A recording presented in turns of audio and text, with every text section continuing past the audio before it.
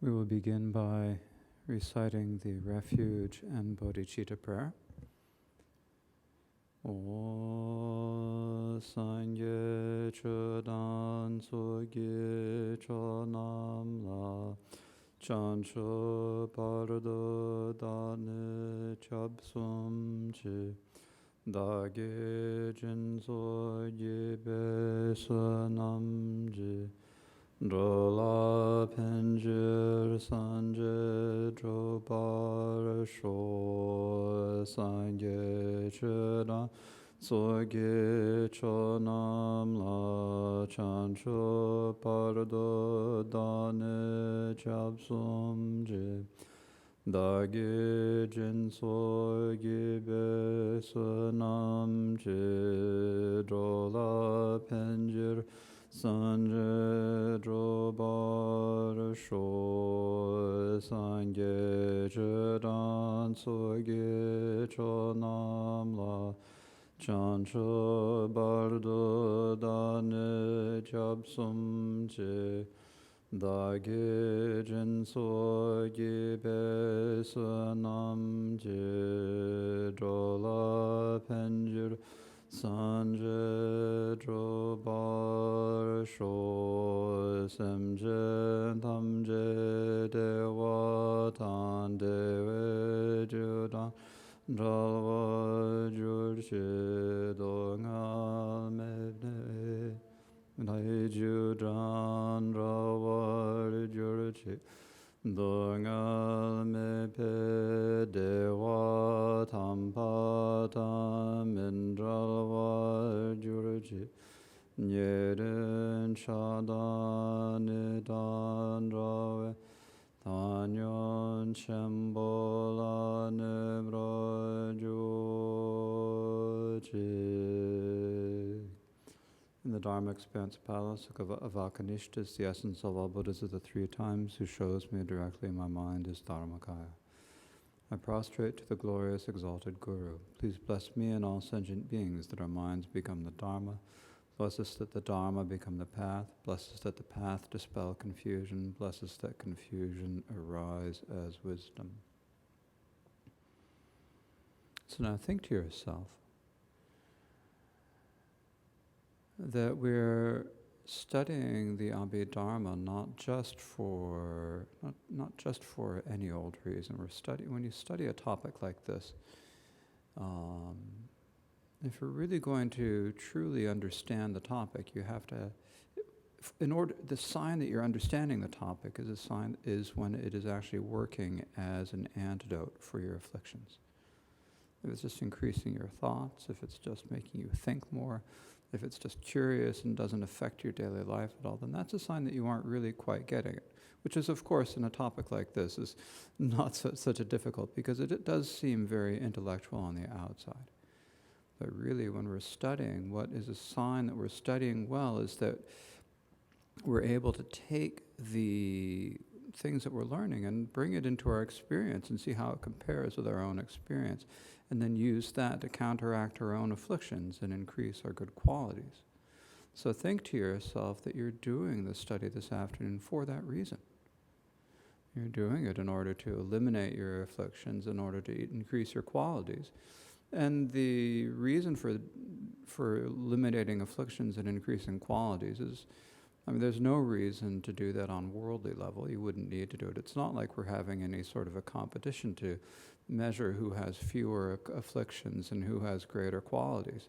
There is no equivalent to the IQ test that we need to try to pass here.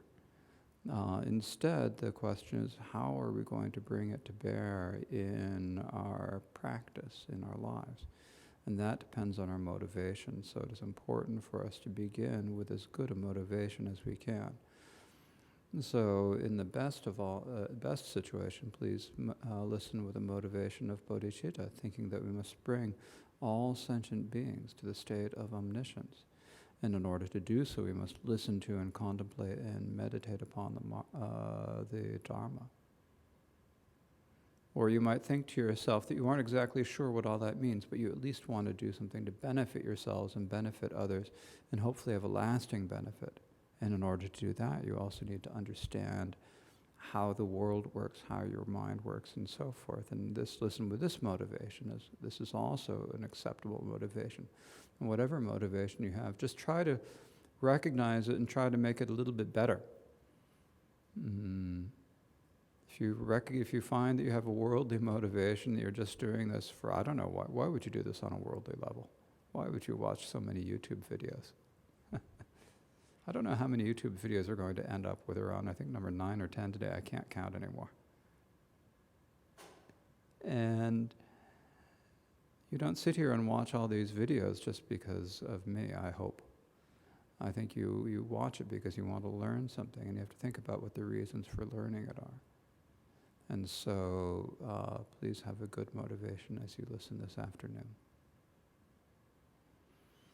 The Dharma we are listening to is Vasubandhu's verses on the Treasury of Abhidharma, Abhidharma Kosha Karika in Sanskrit, as explained by the Ninth Karmapa Wangchuk Dorje in his commentary Youthful Play, which is a short commentary on the Abhidharma, as Abhidharma commentaries go. You might look at a book like this and say, how can the commentary be short?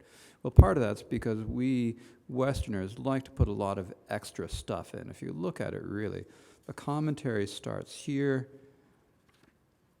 and it goes to where, it's still pretty big, I guess. Okay, so the commentary is like that much. That's commentary. This is all the root text. This is like back matter. So this is a short commentary. Sometimes people think that if you're going to study the Abhidharma, you have to study it by, according to, especially if you're a Western academic, you think you have to study it according to the Abhidharma Kosha Bhashyam, the auto commentary by Vasubandhu, which is, of course, an excellent work. But it's big. And it's hard to get into because it's got so much detail, and it's hard to figure out what is really important. So, and then there are other commentaries in the Tibetan tradition. There is the Chim Champiang commentary that I've mentioned several times that's available in English. Very good, but it's 3 times the length. And so going through 2 chapters of that in 2 months would be a lot harder than just going through a couple chapters of this commentary. And also there's the great commentary by Mikyo Dorje, which is not yet in English. Hopefully we'll see it in English sometime in a relatively reasonable frame of time. That's huge, 4 volumes, 3 volumes, 4 volumes, depends on which edition you're looking at. So they're all huge commentaries. And when you have a large commentary, you might think the more detailed commentary is better, but sometimes for beginners, actually, the shorter commentaries are easier. Because when you have a shorter commentary, then you get kind of like an idea of what's going on. So you first go through the commentary like this one, and then you can look at one of the more detailed commentaries. Otherwise, when you get to one of the detailed commentaries and you get involved in some of the debates between schools whose names you have trouble remembering, and you have no idea what's going on, it's hard to figure out why you should be even take any interest in it. So studying the shorter commentaries is very useful. So in our study of the shorter commentary, we're talking about of the 8 chapters. We are talking currently about the 3rd chapter, the chapter on the world, which has 2 parts, and the 2 parts are the world of sentient beings. That is, sentient beings who are in the world. And then we have the external world, the container that contains those sentient beings. And the section on the sentient beings has 5 different parts. It had a general classification of wanderers. And I'm not looking at the books. I'm not going to go do it directly here. There's the classification of wanderers. There's maybe I should be looking at the book. I better look at the book. Otherwise, I'm going to muck it up. There's the classification of wanderers foreborn, and then there's the nature of interdependence, the nature of birth, the manner of birth, and then there's the conditions for abiding after birth, the minds of staying and dying, and categorizing beings in 3 groups. And so of these 5, we've completed the first 2. Today we are starting on the section on conditions for abiding after birth. And so this starts at the bottom of page 248. But before we get too far, another thing just to talk in general about Abhidharma. It's a pretty technical topic, and I think sometimes people have trouble with that. Like we were speaking about the 18 movements of mind yesterday. You know, you've got the pleasant, unpleasant, and pleasant feelings that accompany the mind consciousness with reference to each of the 6 different types of object. And you kind of look at it and you get kind of, why is it so particular? Why is it so technical? Why is it so dry? And I think particularly for Westerners, this is a big issue, because we tend to be the exact opposite of this. We tend to really go for the stories and the narrative and looking at complicated explanations for everything. And we get lost in the content and don't actually see the structure of what is happening, because we're so busy thinking about our stories and our distractions and our ideas and trying to figure out the past histories of everything. And then, you know, in our culture, we learn in school about psychology and that everything is our parents' fault. Well, that's kind of a simplification, but sometimes it ends up sort of sounding like that, especially when you're studying Freudian psychology and all the things that came after, childhood traumas and all this stuff. And so, yeah, I mean, I'm not going to deny that people have childhood traumas. But when you take a comparison between Westerners and Asians, and in particular Tibetans and Nepalis, you'll find that Westerners and Asians, anyone from any walk of life has childhood traumas. It's just natural. I mean, it happens. This is part of living. And I'm not going to, even though I'm laughing about it right now, I'm really actually not trying to diminish the experience, but it's just part of the experience. It's a question of how are we going to deal with it? What are we going to do? What are we going to do with the situation we're at? And the Western response is often one that makes it much more complicated. We Westerners are far more complicated than Asians. And I think part of that is because we're really caught up in the stories that we create about things. And we get so involved in our stories and thinking about cause and effect in terms of the stories without really looking at the nitty-gritty of what's happening in the mind. And so when you bring these question of feelings down and you take it out of any question of past history, but see what's actually happening in the mind, how is the mind working? It's like if you're going to fix a car. It's a bad analogy right now. If you're going to fix a car, you know, something goes wrong, and you don't kind of go through the story of how did the car get to the garage and who drove it and all that stuff. You bring it to the garage and they look at it and they see what's happening, they fix the machine. And so it's similar when we're talking about the Dharma. In a sense, we need to look at our mind and see what's going on in our mind now. That may involve us kind of looking at and kind of dealing with our stories on a certain level, but there's a certain level where you don't need to deal with it too much. You just have to look at what's happening. And so, is it a pleasant feeling, an unpleasant feeling, a neutral feeling? Is it mental or unpleasant? What type of feeling is it? When you've got these feelings, how are they making you approach objects and so forth? And so when you start looking at things on a kind of technical level, it actually gives you a little bit of a distance. That means that you can kind of see a little bit more clearly what's happening in your mind. Or at least that's my thesis. You all might think I'm wrong and that I'm just full of baloney, and that's quite possible, since I'm just speaking off the top of my head right now. But it is true that we Westerners are far more complicated than pretty much any other ethnic group I've come into contact with. So when we come to Abhidharma and we get these very technical descriptions, this is not saying it's not dealing with my problems. It's saying this is looking at your problems in a different way. And sometimes if you look at what's going on in your mind in a more technical way, that helps you actually correct and bring yourself so that you're going in a virtuous direction. Because as the Ninth Karmapa always says, because we're impermanent, we're always changing. And in every moment, if you're changing in every moment, that means every moment is an opportunity. No matter what you did up till now, you might have been a horrible person up until right now.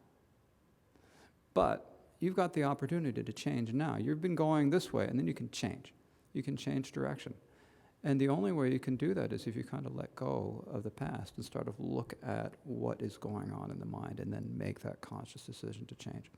So that's, I think, why the Abhidharma is kind of a helpful topic for dealing with things, even though it seems horribly technical at first. So now we're in the section at the headings on the bottom of page 248, conditions for abiding after birth, and this has 3 topics: overview, explanation, and as a summary, ascertaining that there are 4 types of sustenance. So conditions for abiding after birth, that means what do we need to live in the previous state. In the overview it says, in the top of page 249, wanderers abide from sustenance.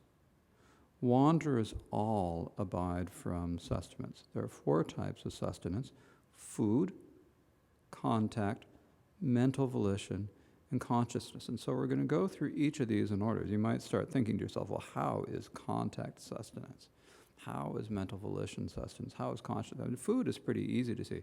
Your stomach is filled and your body is nourished, and that can sustain you. That's easy to see, but how do we see it with contact or with volition and so forth, and consciousness?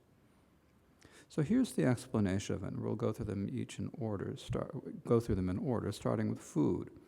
So the explanation for the 3 topics: explaining food, explaining the remaining kinds of sustenance, and additionally explaining the synonyms for the between state.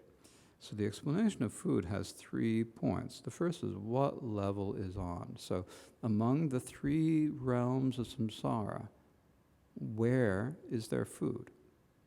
And the root text says, the sustenance food is in desire. The sustenance food is only in desire and not in the 2 higher realms because one has no attachment to food there. So, right, we've been over this point a few times. And when you're reborn in the form realm, you no longer have any attachment to food. And because you don't have we've talked about how that means that you don't have any nose faculty or tongue faculty, and there's no scent and no taste. But that also means that you just don't need food to live when you're in the form realm. You're sustained by the other types of sustenance. And then when you think, well, what is food? Its nature is what sense base it is. So we have to look, when we want to know what it is, then we're talking about what sense base. So the sense bases, there are the 12 sense bases, the 6 external objects: form, sound, scent, taste, touch, and dharmas. And then the 6 inner sense bases: the eye, ear, nose, tongue, body, and mind. Now, it's obviously not the inner sense bases, so it's got to be some of the 6. One or more of the outer 6 sense bases. So its nature is the 3 sense bases. Its nature is the sense bases of smell, taste, and touch, the 3 faculties of the nose, tongue, and body. Discern a bite of food, and then one swallows and eats it, so does food. So what this is saying is that when you are actually engaging in the process of eating the food, these are the sense bases: the scent, taste, and the touch, and touch, because it affects, as you're eating, it affects 3 faculties. So it's the bite of food is in your mouth, and you're chewing it. And as you're chewing it, you can feel it on your tongue and your gums, right? So that is touch. That is the body faculty. You can taste it and you can smell it while it's in your mouth, right? So that's the tongue and the nose and the tongue and the nose faculty. And so in that way, it affects these 3 faculties while you're eating it. So you take the bite and you chew, and and then you chew and then you swallow it. And as you do throw, then in this sense, it's what technically we say that it's benefiting those faculties. In other words, it's having an effect. It's producing a sensory impression on those faculties. It's benefiting the nose, tongue, and body faculties. And so for that reason, we say that it's got to be those 3 sensory faculties. So food is basic, and so basically that means that what is food is the things that we eat. You put in your mouth, you masticate, and you swallow. So that is what we mean by food. But here there's a doubt, and this is especially a doubt in this day and age, when we used to go to restaurants and they used to always put out the nicest displays of food and make the food look as lovely as they could. And now maybe some of us do this at home, and you have these places where they have real architectural displays of food on the plate, and plating the food is a very... And even we watch cooking shows on... I should say you, some people watch cooking shows. I don't watch them anymore. You watch MasterChef, where you see how they put these on the on the plate, so you can see the food, or at least the image of the food. You think you're seeing food, you're not. You're only seeing a screen. You see the food, and like there's a lot of effort into putting it. So we think like that visual aspect of food seems like it's very important. So that's a doubt that other people brought up even before they had MasterChef shows.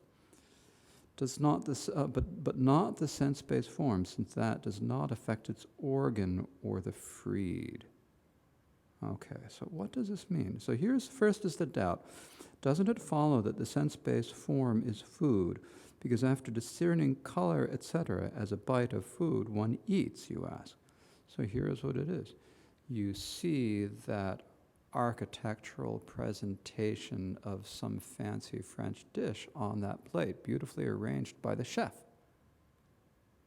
Or you see an apple, whatever one. You see the form, the shape, and the color of the food. And when you see the shape and the color of the food, then you think, I'm going to eat it. So therefore, shouldn't that sense-based form, and sense-based form here means the color and shape, doesn't that affect the eye faculty, and isn't it therefore also food? And the answer is actually no, it's not, because the sense-based form is not food. That means the color and the shape are not food. Since if it were, when swallowed, it would have to benefit its faculty, the eye. So basically what this is saying, once you take a bite of that architectural creation that was sitting on your plate, the moment it goes into your mouth, you can no longer see it.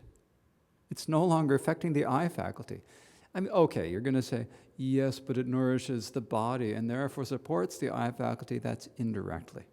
That's not direct. It's no direct benefit to the faculty. So you put the food in your mouth, you chew it, and you swallow it. So in all of those steps, you can, when it's in the mouth, you can taste and smell it, and when it goes down the throat, you can feel it. So it's benefiting the faculties at those points, but it's not benefiting the eye. It might be benefiting your ear faculty if you have one of your, what are these joints called? The joints, the mandibular joints, whatever they're called, if it's making a lot of noise, or if it's a crunchy apple, but not all food does that. If you're eating certain types of food, there's no sound.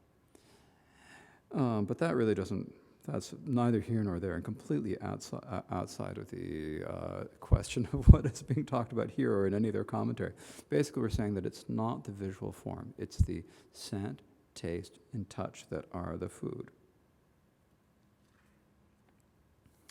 If that does not affect its own organ or faculty, then it is important then it is impossible that it affect other faculties. And seeing the form of enticing food does not affect the non-returners or arhats who are freed from desire or food.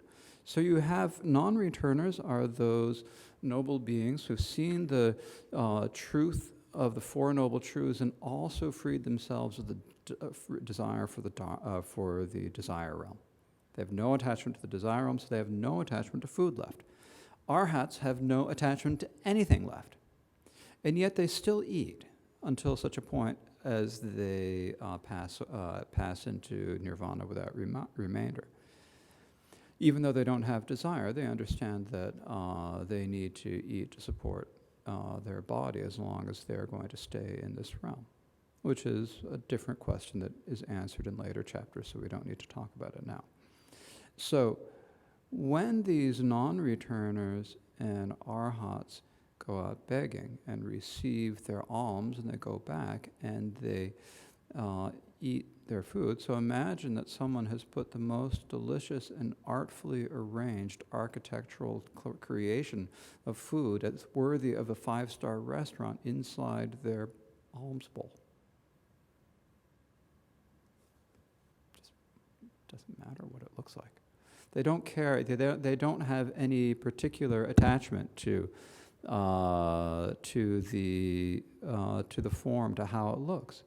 They eat it because it's food, and they don't. So it's not like they have attachment to it. Doesn't affect them. And so for someone like an ordinary individual such as ourselves, we will see food, and we'll have that visual sense of food, or the visual impression of food, a visual consciousness seeing food. And then there will be some sort of a feeling attached to it. And then we'll have some sort of a mental feeling. It's like, eat. I got to eat. And we'll start getting hungry and things like that. And so that form will provoke craving for food within people such as ourselves. But the arhats and the non-returners experience no such craving. And so that form has absolutely no effect on them. So in that way, they're getting the visual, they have the visual impression of seeing food, but they aren't affected by it. So in that way, we can say that it cannot be the sense base of form. They're still affected, they still have the effect on their nose faculty, tongue, and body faculty. They still smell, taste, and feel the food as they're chewing and swallowing. But there's no effect for them on the mind faculty. So that's the meaning of the word freed in the root. It does not affect its organ or the freed. So that's the explanation of food. Well, there's a lot more in the auto commentary, frankly. Quite a lot about food. But we'll not go into too much detail right yet. So then the remaining kinds of sustenance, this has 2 points. First is identifying their essence. Contact, volition, and consciousness are sustenance. So we've got the other 3. We have food. Food is by its nature defiled because it's always in the desire realm. It's always a result of karma and afflictions and so forth. So contact, volition, and consciousness are stained sustenance. So we have contact. So contact means the contact that arises from the assembly of object, faculty, and consciousness. And then there's the mental karma of volition. So when we say volition, what we mean there is something that we will get to in a couple weeks or so. That one of the 2 types of karma, there's mental karma and there's karma of body and speech. And so mental karma is volition, deciding I'm going to do something. Right? So there's volition and what that creates, as it says. From karma, various worlds are born, volition and what that creates. So those are the 2 different types of karma, volition and intended karma. So volition is what we mean here. And consciousness. So consciousness are between the 2 of defiled and undefiled, stained or defiled sustenance. They are not undefiled. So we've already talked about how food is always defiled. Now, when we get to the other, there's contact, volition, and consciousness. We can also have undefiled contact, volition, and consciousness. And between the 2 of defiled and undefiled contact, volition, and consciousness, if it's sustenance, then it's always the undefiled. It's always the defiled the defiled version, not the undefiled. And the reason for this is what is explained in the next paragraph. The Great Exposition says that undefiled contact, volition, and consciousness are not sustenance, because sustenance sustains existence by propelling what has not been propelled and completing what had been propelled. In other words, sustenance has 2 different functions. The first function of sustenance is propelling karma. That's what like volition and consciousness will do. They propel the karma, they make you go, and they complete. So they sustain an existence by moving it into the next phase, essentially. And then food and contact sustain an existence in this existence. They sustain it by either with food, by sustaining the bodily support, or in terms of contact by supporting all the other mental factors. It's like when you have contact, you get feeling, and then out of feeling, you start having various thoughts about things. And so those are all different mental factors that come out of contact. And so this is explained on the next page as well, but just kind of a little preview right now.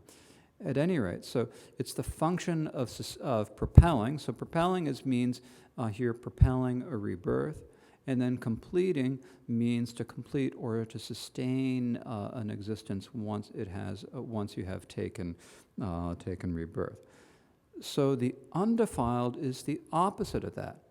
The undefiled is the antidote for taking birth. It's the antidote for completing, for propelling and completing karmas. It's the opposite. And because it's the opposite, then there's not logical to say that it's also sustenance, right? It's the opposite of sustenance. It's I don't know, it's getting you off of it. It's like the exact opposite, getting us away from trying to sustain this continuum of the defiled aggregates.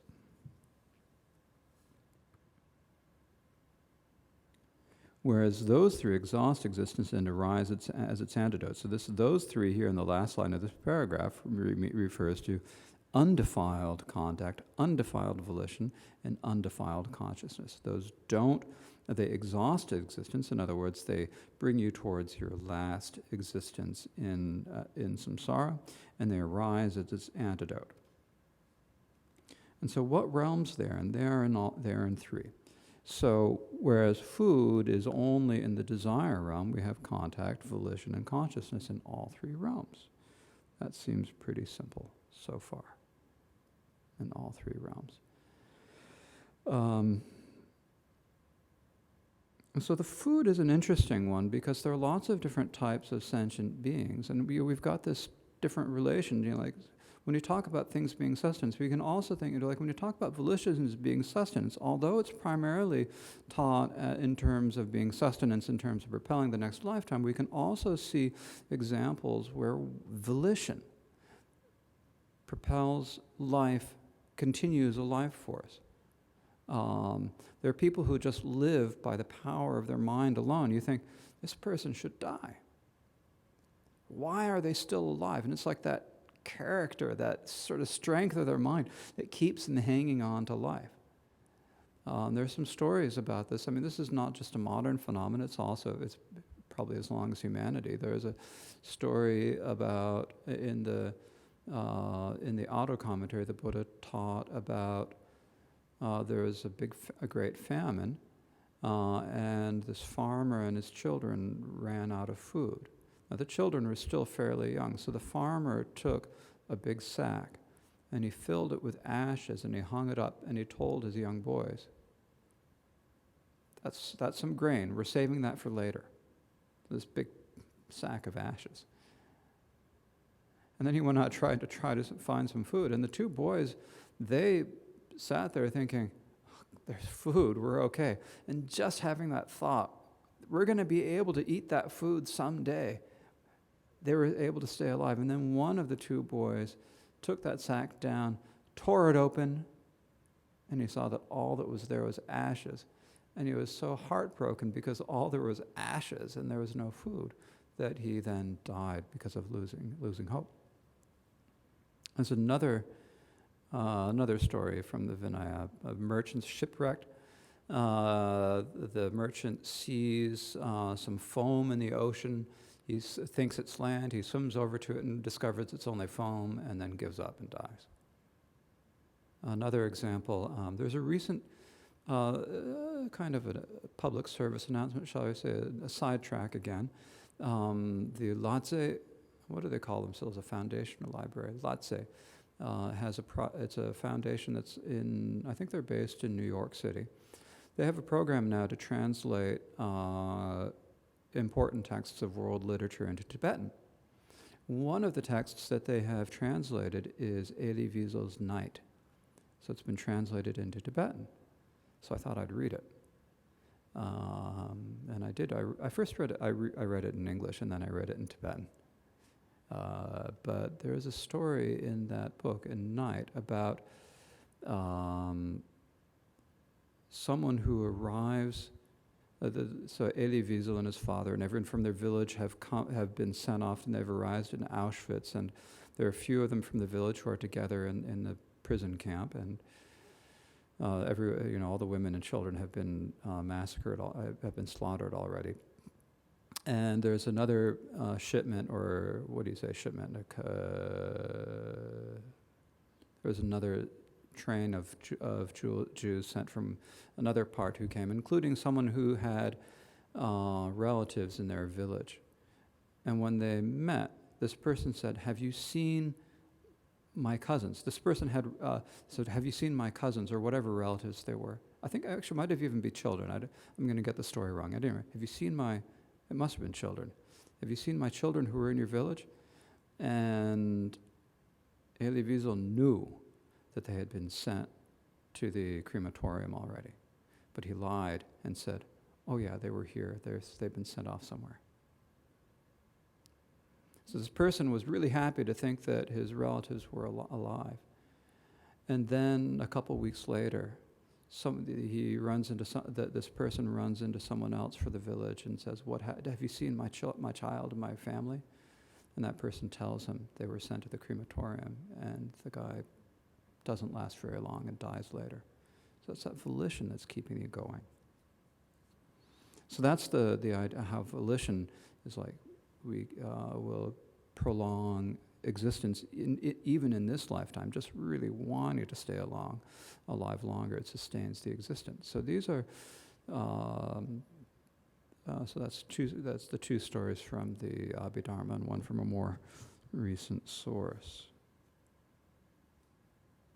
And I probably got the details wrong. Please don't complain too much about the details with the Elie Wiesel story. I'm sure I got some of the details wrong. At any rate, so we have these different types of sustenance that keep us going, and one of the things is, well, we think about which states of birth do you have, or which states of existence do you have? And you have them obviously in the previous state, at this state. State of birth and state of death are both a moment. So there, at the state of birth and death, well, that's pretty much just the mind consciousness, as we'll describe in a couple states. But in the state of, in the Bardo state, what is it that sustains the Bardo state? Well, part of it is in the Bardo state you eat smells, as it says. So there are different types of food. There's the coarse food that we normally eat, your apples, your oranges, your dalbat or your tofu or whatever it is that you're going to eat. That's coarse food. But there's also subtle food. So we can talk about like scents as being a subtle type of food. It even says that when you have like ointments and oils that you rub on the body, and massage are like a type of food and sustenance as well, and that would be considered a type of subtle food. Or you can consider it the type of food that the gods eat, the gods in the desire realm, of course, not in the form or formless realm, because as it says in the auto commentary, when the gods eat food, it's sort of like pouring oil into sand. It just sort of dissipates. It does not produce any compatible result. And if you're wondering what the compatible result is, this is what Yashomitra clarifies, that this is what comes out when you go to the bathroom, right? So that's a subtle type of food. Coarse food produces a compatible result. So this is that's the distinction between coarse, and one of the distinctions between coarse and subtle food. But there are different ways you can consider subtle food.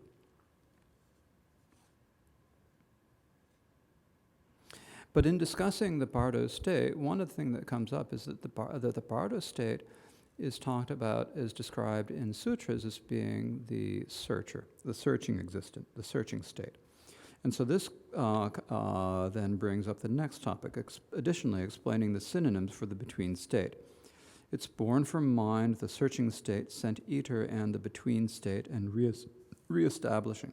So these are different names that are used in the sutras to describe the between state. Born from mind means that it arises only from the mind. It doesn't arise from the parents' semen and blood, or sperm and ovum, to put it in modern terms. The searching state means that it's looking for the next existence. Scent eater, because it eats smells. And the between state, we've already been between death and birth, and reestablishing, because it's the stage that has not yet established existence. It is reestablishing a new existence. So the question is, it says in the commentary, what seeks out existence, you asked? As it does not depend on future parents, warmth and moisture and so forth, and arises just from mind, it is called born from mind. Now, this is a word that in Sanskrit would actually be a noun. That, and if we translated it into English, literally say that which is born from mind, which would just be kind of funny in English. The mind born from mind. I don't know. Born from mind.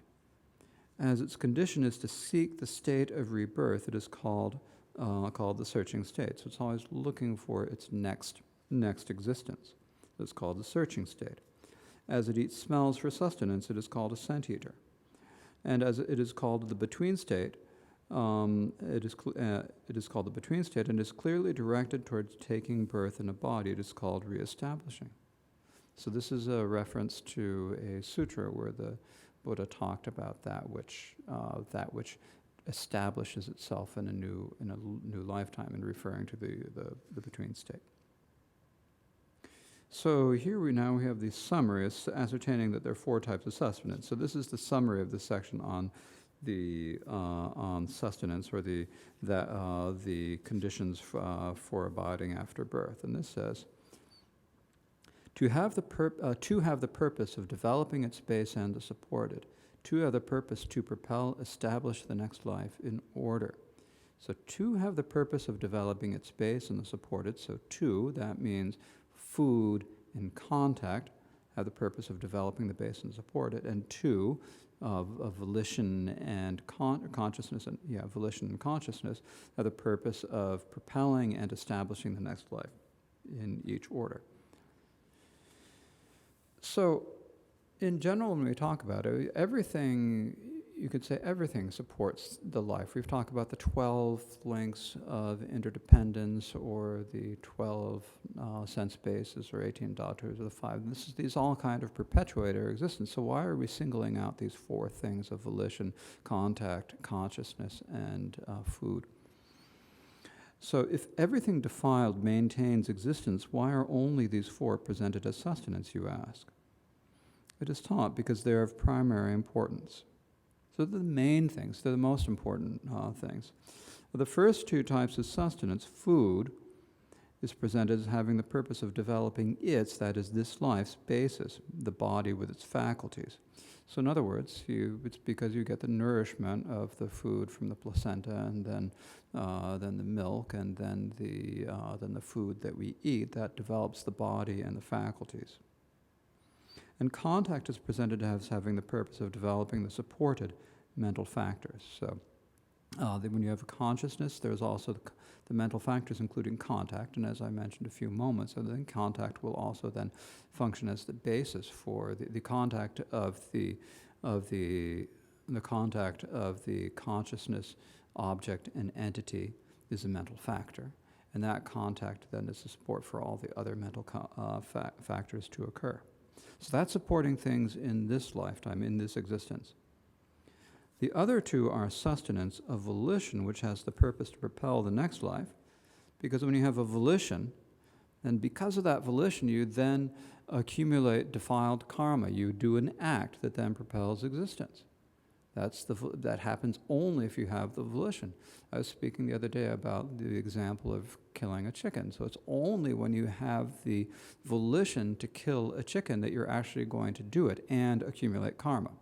If you kill a chicken accidentally, you don't accumulate karma.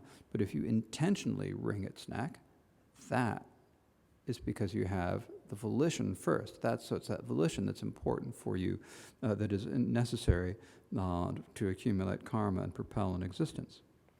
And the sustenance of consciousness, which has the purpose to actually establish the next life once it has been propelled. So it actually establishes the next life because it's the consciousness that takes birth. That's the main point. Thus they are presented in this order. In this way, the first two are like a wet nurse who takes care of someone after birth. The latter two are like a mother who gives birth to someone who is not yet born. So at the time of the Buddha, for kings and members of the royal family, what happened is that the mother would give birth, and then there would be wet nurses who'd nurse the child. And in the sutras, it always talks about there being 8. Always 8 wet nurses. One mother, 8 wet nurses. And I guess they'd pass the baby around, and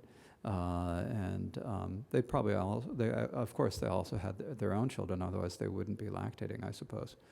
But at any rate, so you had the 8 wet nurses so they support the child who's been born. So that's like food and contact. And then you've got the one that makes them take birth, that is the volition that makes the karma happen. And then there's the consciousness, that's a state of mind when you actually take birth. Okay, so those are the things that sustain our life. And so that completes that section on the conditions for abiding in this lifetime. And here, Wangchuk Dorje gives us one of his verses, which I have to say are one of my favorite parts of the book. I always enjoy these verses. The wonderful acuity that purifies rebirth is not begrimed with filth from creatures of degenerate times. Within this feast of explanations for those wanting freedom, there is a great gate to inexhaustible nectar. So you can just, if you look at it, there are little pieces of advice here. I don't think I need to explain it too much, but if you look at this, you have to look at it. You have to think about it. If you just sort of take it as more things to learn, more things to know, something that you're going to put down on a final exam, which may never happen in this course, especially for those of you who are watching over the YouTube or Khenpo services or however you're watching. You're not going to take a final exam because I don't want to grade that many papers. My studio audience, we don't know yet. Okay. There's something to learn. In other words, he's saying there's something to learn here. So we've now come to the fourth main section of this half of the chapter, and this is the fourth section, the minds of staying and dying. This has 3 topics: identifying the mind of death, where the consciousness stops, and the cause of severing the pith. And that's a kind of literal translation, so we'll get to that one later. So identifying the mind of death. In other words, what type of mind do you have at the moment of death? There's 2 topics, a general teaching and specific explanations. So the general teaching reads, to sever, to restore, and to detach, to regress, die, and be born are the mind consciousness alone. So we've got a bunch of things here: to sever, to restore, to detach, to regress, to die, and be born. That's 6 different things. So severing here means to sever the roots of virtue. To sever the roots of virtue through wrong views, it says in the commentary. And so this is kind of short. Severing the roots of virtue is described more in the next chapter, but to give a little bit more explanation of it right now. Severing the roots of virtue means that when you have the wrong view that there is no karma and that there are no past and future lives, that prevents you from actually being able to do any virtue. Now, there are different levels of severing the roots of virtue. There are people who are kind of they've severed the roots of virtue. They can't really do any true virtue. They don't think about doing virtue, and yet they're not too far gone. And then there are the people, all the way down to the people who are just completely, they seem irremediable. That's the word. And the reason this happens is because of the wrong views of denying karmic cause and effect, denying past and future lives. There's a lot to say about that in terms of ethical philosophy, isn't there? But we'll talk about that when we talk about the 4th chapter. To restore the virtuous roots through correct view or doubt. So someone who has severed the roots of virtue, but then because they begin to doubt their previous convictions, or because they develop a right view, they then become able to either have the doubt, well, maybe there's a future existence, maybe there's karma, cause and effect, or they begin to believe in these, and because of that, that means that they are more likely to start doing good activities and be able to accumulate virtue. So that's restoring the virtue. And to detach oneself from realms and levels. So this means when you're doing dhyana meditation, and you attach yourself from the level of the desire realm and then from each of the levels of form and formless in order, depending on how far you've gone. So this can be done either by worldly meditation or it can be done by undefiled meditation. Here I think the implication is probably more likely in terms of the defiled worldly meditation. And then there's regression, which means that because you kind of lose your meditation, you develop what we call inappropriate attention, and because of that inappropriate attention, you then are unable to maintain your meditation, and you regress from your dhyana. So say you are someone who achieves the first dhyana, you're sitting there, and you think you've got it, and then all of a sudden you get a little bit proud that you have that first jhana, and then you start having inappropriate attention, and because of that inappropriate attention, then you regress and you lose it. For example, the Buddha's cousin Devadatta developed the dhyana meditations, and because he had the dhyanas, he developed miraculous powers. Because he had miraculous powers, he was able to gather a few followers and create the schism in the Sangha. But once he got a few followers, he lost his miraculous powers that had come from dhyana, because he lost his dhyana because of the inappropriate attention.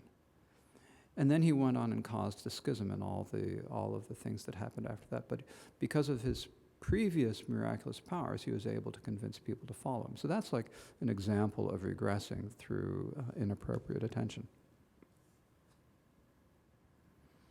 To die, so the moment of death, it's only as it says in the comment, to die, which is similar to the motion of the five faculties contracting and their continuum being cut. So basically what's happening at the moment of death, the five sensory faculties stop functioning. So at that point, it's only the mind consciousness. It's not the eye consciousness, it's not the ear consciousness, nothing. It's just that mind consciousness alone. And I should say that this is the same for the whole point of all of these others. When you're achieving or losing the dhyana meditations, for example, that's the mind. It's not the eye, it's the mind consciousness. And also the state of birth, which is rebirth linking through a mistaken mind. These are the mind consciousness alone, not the others. So it's not sensory consciousnesses. It's the mind consciousness. The mention of birth also includes rebirth linking into to the between state. So what happens is at the moment, up until the moment of death, the faculties gradually cease functioning until at the moment of death, there is only the mind consciousness. Then in the next moment, there's the rebirth in the between state. And then you get the faculties again, and then they go on until you take birth in take birth in your next existence. And at that moment of birth, you have the afflicted mind that's entering the womb or the egg or the heat and moisture or whatever. And at that moment, it's just mind faculty alone, and then gradually, and for example, in birth from womb and birth from a egg, and probably birth from the heat and moisture as well, the faculties gradually develop, and the other sensory consciousness gradually develop. But at the moment of rebirth linking itself, there is only mind consciousness. At the moment of death itself, there is only mind consciousness. Okay, so that's only the sixth mental consciousness.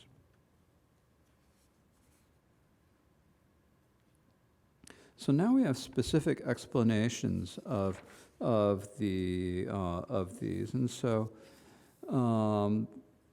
this has 3 different points. The first is distinctions of feeling. So what feelings do you have when any of these happen? At death and birth, there is neutral feeling. So this means that you don't, at the moment of death and at the moment of birth, you don't have a pleasant feeling. You don't have a painful feeling. You might have pain leading up to the moment of death, and you probably do, as we'll get to in a few moments, or you may well have it as we get to in a few moments. But at the moment of death itself, it's a neutral feeling. Neutral feeling only because pleasure and suffering are clear, but a clear consciousness is unsuitable for death or birth. So the state of mind at the moment of death is everything's like coming kind of everything's kind of condensing in. You lose all the sensory faculties, and mind gets really hazy, and it's just this really very unclear state of mind. So you have an experience of pleasure. Pleasure is clear. Pain is clear. So at the moment of death itself, it's just that neutral state of mind. The agony of death happens before. And then the distinctions of mind, not in one pointed or no mind. So their commentary reads, those who are born in the desire realm do not die or take birth while they are resting in one-pointed equipoise or a state with no mind.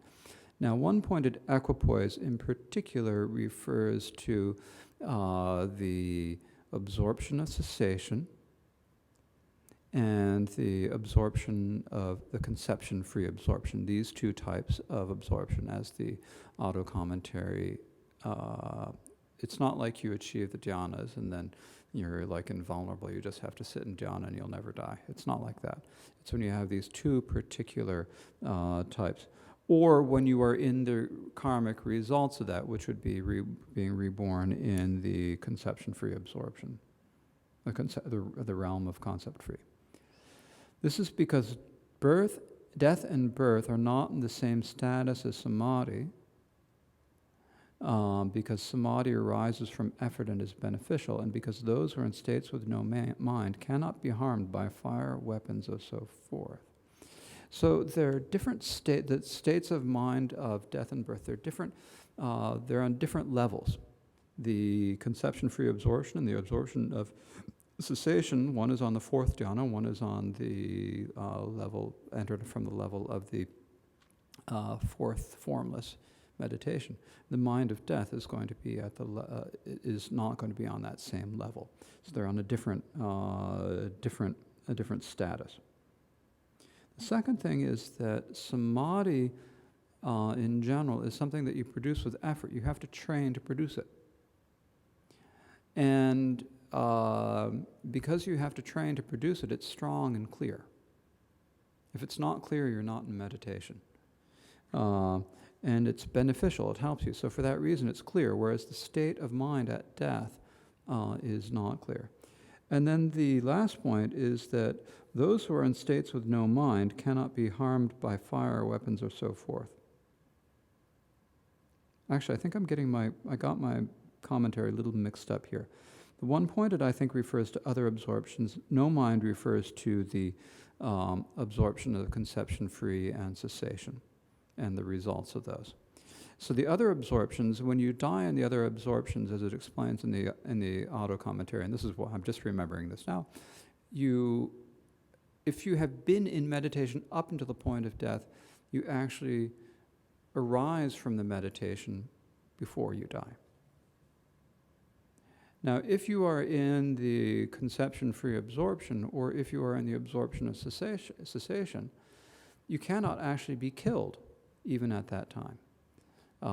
So someone might strike you with weapons, or you might try to burn you, or something like that, or there might be a house fire, something like that. But you cannot actually be burned in those states. You cannot die in those states of meditation, because they're such strong, powerful states of meditation. You cannot be harmed by weapons, fire, and so forth when you're in these meditations.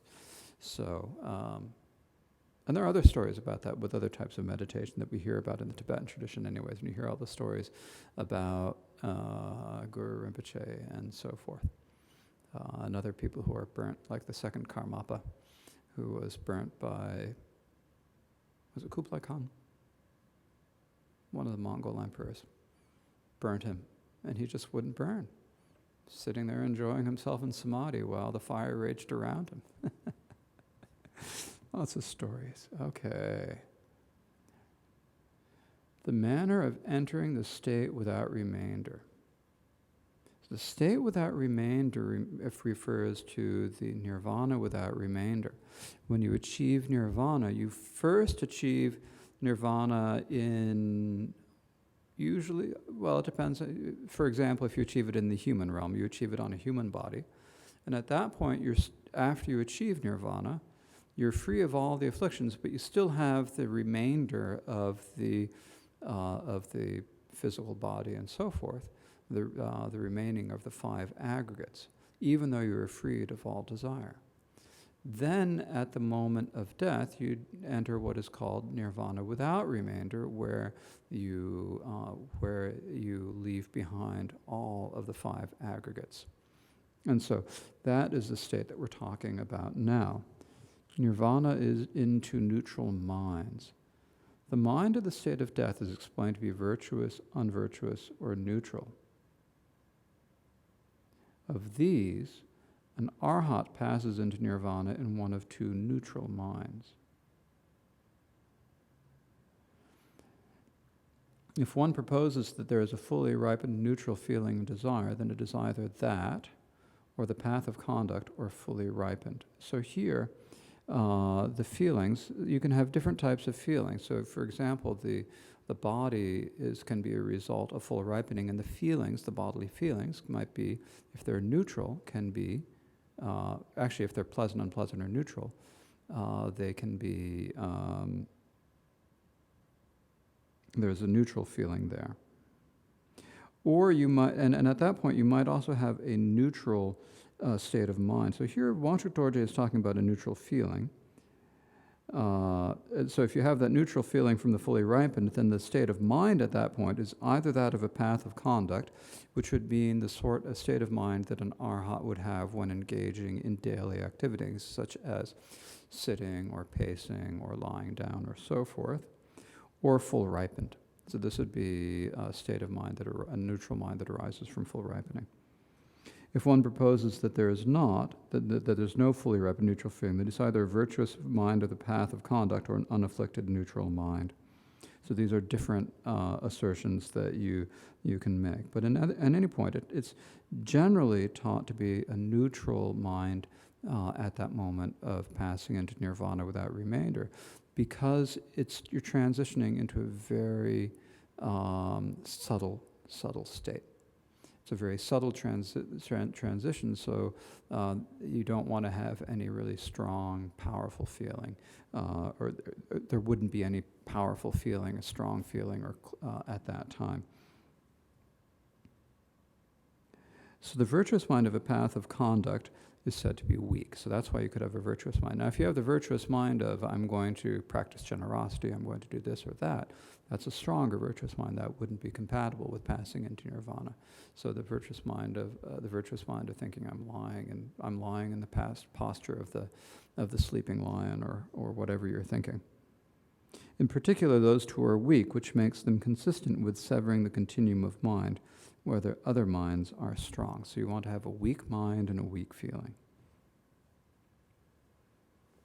So now then there's the question of where does the consciousness stops, which is a very interesting question, because you have to think about where actually consciousness is. Hard question. At any rate, what they say in the Great Exposition tradition, in gradual death, if low or human, divine or no rebirth mind dies, in the feet, navel, or the heart. So these are the 3 places. In your feet, if you're in the lower realms, human, your navel, or the heart, if divine. In that case, did I get that right? In that case, we'll find out in a moment. In that case, what part of the body does the consciousness cease in, you ask? In dying a gradual death, remember, if you are born from heat and moisture, born from a womb, or born from an egg, you develop gradually, and so you die gradually. If they're going to lower human or divine or God realms, or if they're arhats who have no rebirth, the mind is said conventionally to die in the feet, the navel, or the heart, respectively. So the feet would be the lower realms, and the navel would be the human realms, and the heart would be the divine or no rebirth. because the body faculty ceases there. Some say that the arhats exit through the crown of their heads. So another way is you say that if you're going to pass, an arhat would pass away into no rebirth through the crown of the head. If one dies instantaneously, the body faculty stops in an instant along with the mind. So when we talk about where does consciousness stop, we're talking basically where does the body faculty stop, and so either in the feet or the navel or the other head. So that is the discussion of where consciousness stops. And then there is the cause of severing the pith. So severing the pith is a term for the pain that happens at the moment when life force is cut. The pith means that spot in your body where the injury or the violence to it is so great that it causes the body to die. And it's a very painful experience. Water, etc., severs the pith. In some of these instances, the dukkha, said to be of the pith being severed, arises. So dukkha is, of course, the Sanskrit word for suffering. And when Wangchuk Dorje uses the Sanskrit word in the Tibetan, then I also use the Sanskrit word in the English. So the pith being severed arise. So there's this particular types of suffering. The pith is that part of the body which harming will cause death. Severing is an intolerable feeling arising there. So it's like, it could be in your heart, it could be in your spine, it could be someplace, wherever that part, that being injured, that vital point, striking the vital point, there's a great deal of pain. In cases where there's a lot of phlegm, this is caused by the element of water being disturbed. So it often comes because of, not just because of violent death, but also because of death from illness, which are caused by the imbalances of the elements of water, air, and fire. So the word included by the phrase etc. is when there is a lot of bile, the element of fire is disturbed. And if there is a lot of wind, the element of wind is violently disturbed.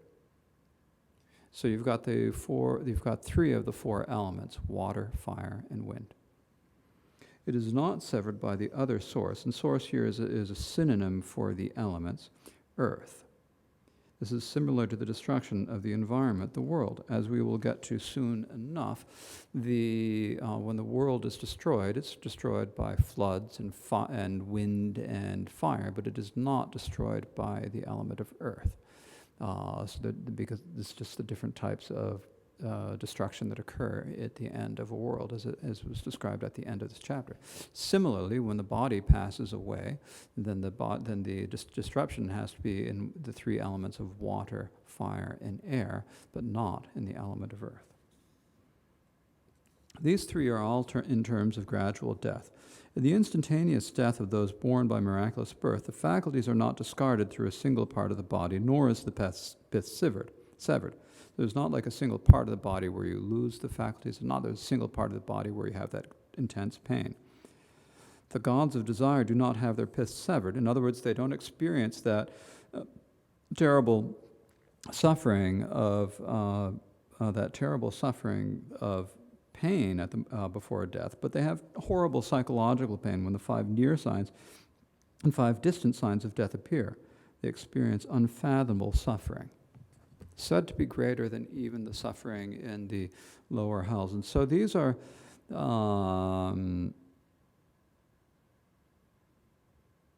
when a god is approaching death. First, there are the distant signs that shows that death is approaching. Like their ornaments and their ornaments and their clothes start to get a little bit don't make as nice a sound as they used before. The radiant light of their body kind of decreases. When they wash their bodies, they still have when they take baths, some water sticks to their bodies and so forth. Or they start being able to open and close their eyes. Before that, their eyes are just always naturally open. Now, these are signs that actually can be they can be mistaken. They're not necessarily certain. But it's when they have the next 5 signs that that the gods really know that they're going to die. It's their clothes get smelly, their garlands of flowers get old and wilt, they get sweat in their armpits, their bodies start to have a foul smell, and they don't like even sitting on their own cushions and own seats. So once those happen, then they realize that they're about to die, and none of the other gods want to have anything to do with them, and they're able to foresee their own rebirth. And because they're able to foresee their own rebirth, they know exactly where they're heading. And it's not going to be nearly as nice as the realm where they are now. So the suffering of this is said to be intense psychological suffering. Because, they've spent millions of years enjoying the life of a god or a goddess or whatever they are, enjoying just lovely and delightful the entire time. And then for 5 days, they know what's going to happen, and they realize they hadn't done anything. So when we look at sentient beings, we can categorize them in 3 groups. So this is the last of the 5 sections of this section on the world of sentient beings. Nobles are destined for the correct, the heinous deeds for the mistaken. From a sutra, 3 groups of sentient beings are recognized: the group that is destined for the correct, the group destined for the mistaken, and the uncertain group. Of these 3 groups that are taught, nobles are destined for the correct, because they are certain to be born in the higher realms and not the lower, and then attain freedom. So that is, once you've achieved the level of stream enter, once you've seen the nature of the 4 noble truths, then you're definitely going to be reborn either as a human or as a god, maybe even in the form or the formless realm. And it's same with the once returners and non-returners. The arhats, they're going to go to nirvana without remainder. So once you've achieved the level of stream enter, then you know that only 7 more births in desire realm. Then you're done. So they're destined for the correct. And those who have done the heinous deeds, that is, killing the mother, killing your father, killing an arhat, drawing blood from a Buddha with malicious intent, and causing a schism in the Sangha, are destined for the mistaken, because immediately after dying they are certain to be reborn in hell. Everyone else is uncertain. So I think usually we probably talk about the first and the second, and we don't talk about the third. Actually, we're probably most of us, unless you all have been killing your mothers and fathers, and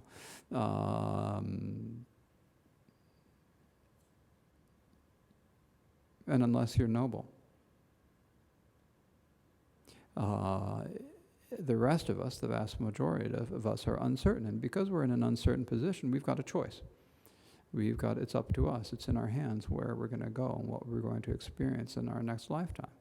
And so we really have to think about that. There are 3 groups of sentient beings. If you've killed your mother and father, you can practice the Mahayana instead of the Great Exposition, because in the Mahayana, if you regret it sincerely, you can confess and purify it. The Great Exposition, though, doesn't accept that you can purify it. They said that you're going to be reborn in the lowest of hells. If you are a noble being, excellent. There's not much more that I can say to you. You probably should be teaching me. And if you're uncertain,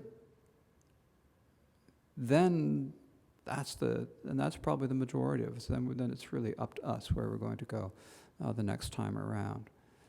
So it's really important to look at it. And uncertain means that we've got a good chance. Uncertain doesn't, usually we say, in English you'd say uncertain, you sort of think, oh, I don't know about that one. But here uncertain is like opportunity. So we have to take this opportunity that we have now. On the top of page 254, it says, the explanation of sentient beings is thus completed. A few words. In the full knowing mirror of my mind, the characters of what there is to know from Abhidharma are distinct, like brilliant stars or gems in clear lake waters.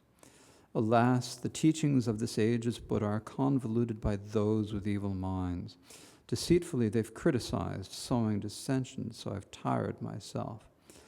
But then, when I remember the great kindness of the translators, the scholars, the kings, and aides of olden times, my mind is seized with excitement for the methods of this Dharma. And so with that, we have completed the first major section of the third chapter. So now let's please dedicate the virtue of listening to and teaching the Dharma to the benefit of all sentient beings. O sanam de tam che se pani tom nenye pedranam pam chen ke gana chi balap trobai si petzole drowa drowar shol. Thank you.